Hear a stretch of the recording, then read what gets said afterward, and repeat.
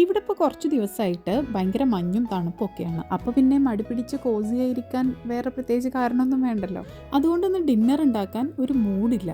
എന്നാൽ തൽക്കാലം എന്തെങ്കിലും ഒന്ന് തട്ടിക്കൂട്ടാന്ന് വിചാരിച്ച് ഫ്രിഡ്ജ് തുറന്ന് നോക്കിയപ്പോൾ ദേ ഇരിക്കണു പഫ് പേസ്ട്രിയും സോസേജും. എന്നാൽ പിന്നെ നമുക്ക് ഇന്ന് ഡിന്നറിന് സോസേജ് റോൾ ഉണ്ടാക്കാം. ഇത് ശരിക്കും പറഞ്ഞ ഒരു സ്നാക്ക് ആയിട്ടാണ് കേട്ടോ.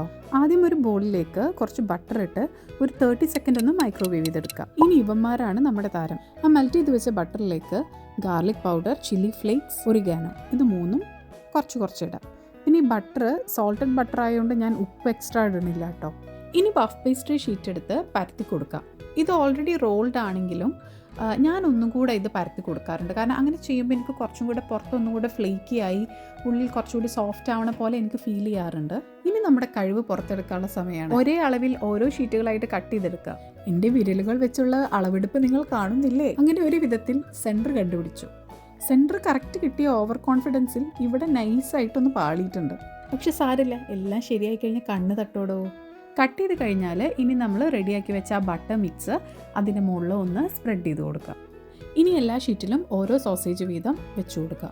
ഇനി ഞാൻ ഇതിൻ്റെ മുകളിൽ ഒഴിക്കാൻ പോണത് ഹോട്ട് സോസാണ്. ഹോട്ട് സോസ് ഒഴിച്ച് എല്ലാം ഒന്ന് റോൾ ചെയ്തെടുക്കുക. 2 എണ്ണത്തിൻ്റെ മുകളിൽ ഞാൻ ഹോട്ട് സോസ് ഒഴിക്കണില്ല, because that is for my Kunjumani.